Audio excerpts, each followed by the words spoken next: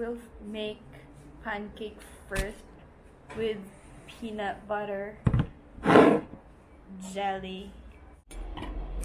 Yeah, jelly and peanut butter together.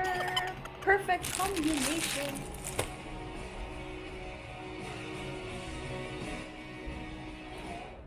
Appetizer muna bago main course, charis. Currently, 5 PM na. Nag-jacket lang ako kasi bibili lang kami ng milk tea sa baba. Labas sa lungga. Again. Again! Labas sa lungga. Again!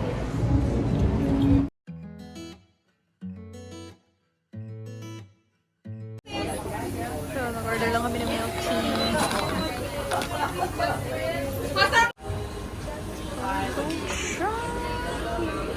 Katabi ng gongcha guys is itong hot star na chicken which is so good pero sobrang tagal. Kita nyo naman yung saying. Ano nga yung saying? Parang may saying dyan na worth the wait daw siya. Ganon. I got lychee along with the aloe vera, less ice. And he got honeydew smoothie with 3J. Medyo unhealthy yung snacks natin for today. So, half healthy. Pero feeling ko, ano pa rin to? Sodium. Pero it's cauliflower puff. And then, broccoli puff. O, diba? Nagtatry maging healthy. Ayaw maging healthy.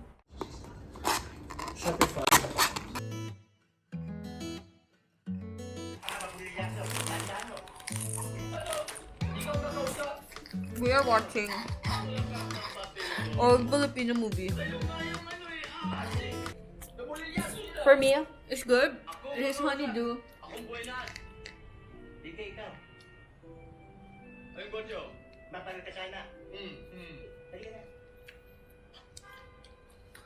This is so good. Familiar yung taste. Boss, doon sa karatula nakalagay, wanted helper, janitor.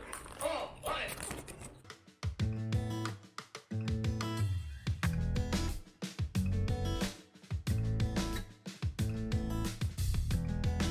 I always wanted to try sugar wax. May na-try ako noon, dun sa Pilipinas. Nakalimutan ko yung pangalan. Alam mo ba yun? Hindi. Pero nakalimutan ko yung pangalan, pero yun, nag-work siya ng first time. Pero, nung parang last part na, or yung parang end part na ng wax na yun, hindi na siya makakakuha. Ngayon, parang trend na trend tong LUXE WAX, organic sugar wax. Ita-try natin siya. It smells so good and according sa mga reviews ng mga gumagamit ito is it's like really from organic materials, organic ingredients, kaya safe daw siya. Minsan nga kinakain pa nila. But I won't do that. Pero sobrang bango niya, guys. Kung i-explain ko yung amoy niya, it's like a candy. Eto, sa mga taga Visayas ba, or hindi ko alam kung meron din sa inyo, pero yung itong pagkain na to, parang ganyan yung amoy niya. It smells really like sugary and everything. And hopefully, this will work talaga. A few moments later. Oh my gosh. I'm not exaggerating. It's really good. As in, like, yun yung hinahanap ko talaga na sugar wax siya, all natural, na, na effective. Well, check nyo na lang sa TikTok or sa other social media platforms nila yung mga results nila. Basta yung masasabi ko lang, it's worth the try.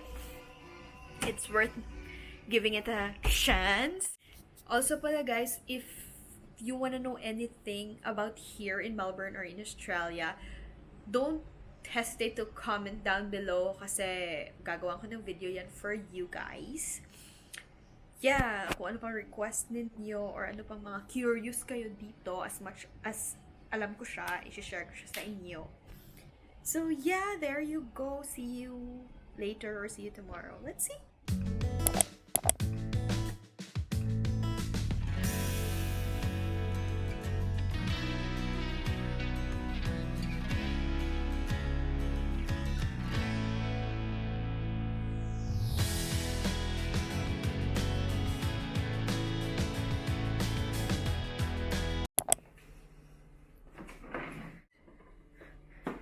So, Clint is just timplahing.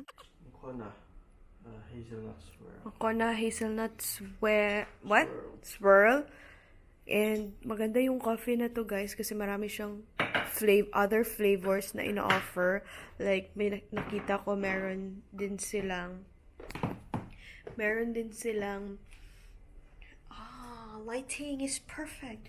Meron din silang caramel. Hindi ko alam kung ano pang other flavors, pero marami silang flavors. Nilagyan nila ng flavor ng coffee.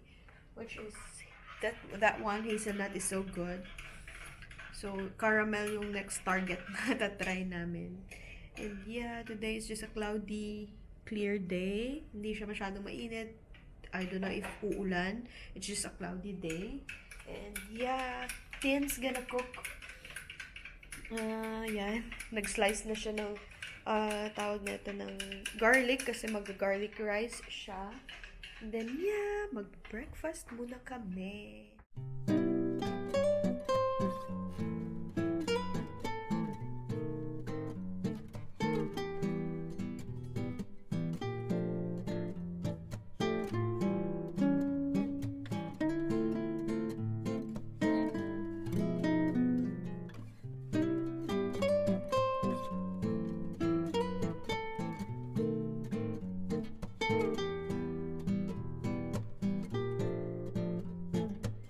Tell me you're a Filipino without telling me you're a Filipino.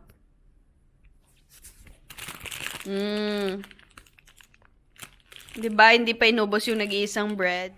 So, breakfast today is garlic fried rice, sunny side up, and then giniling from last night. Let's eat! Done. Dosisig na flavor. My egg.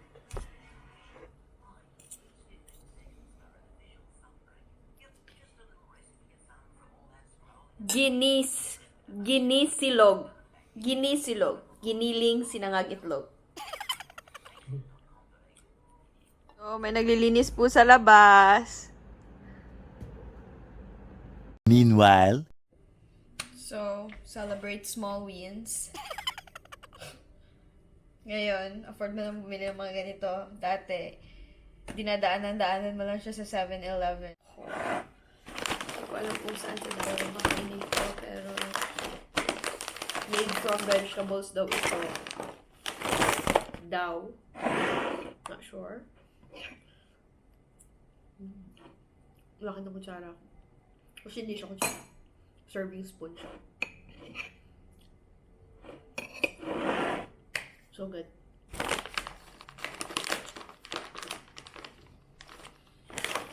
I want to try this cauliflower. Ito yung laman niya.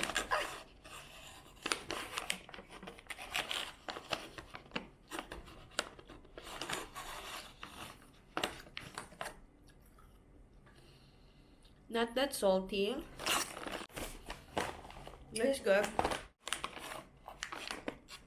Parang same din yung texture. But this one is sweet chili.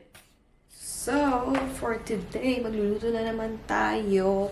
And meron ako ditong, actually meron akong isda. Pero naisipan ko na sweet and sour siya. Yeah, so magluluto tayo ngayon ng sweet and sour fish. So, ito yung isda. So, isa-slice ko na lang siya ng konti. I-fry ko siya. And this is sweet and sour ko siya. Actually, sa buhay, kung wala ka na talagang choice, maglo-learn ka talaga magluto. Yung mga some recipe or some recipe na niluluto ko dito. Dito ko lang din naman na learn yon. Kasi sometimes in life, kung wala ka na talagang choice, napipilitan ka talaga mag-learn ng mga bagay na new to you. So, na-prepare ko na yung capsicum and then carrots. So, piprituin ko na yung fish, yung isda, and then gagawin ko na yung sauce.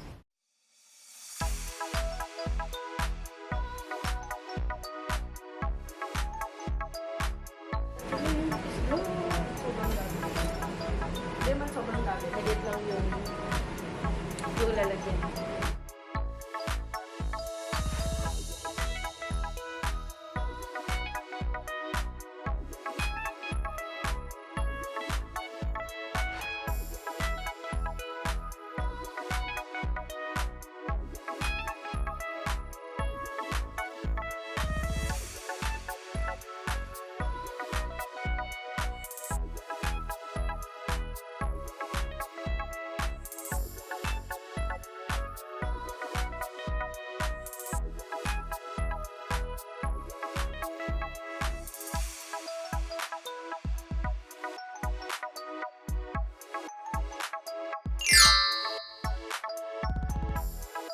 Nanonood kasi ako ng movie na, ano ba title nito? Parang tourist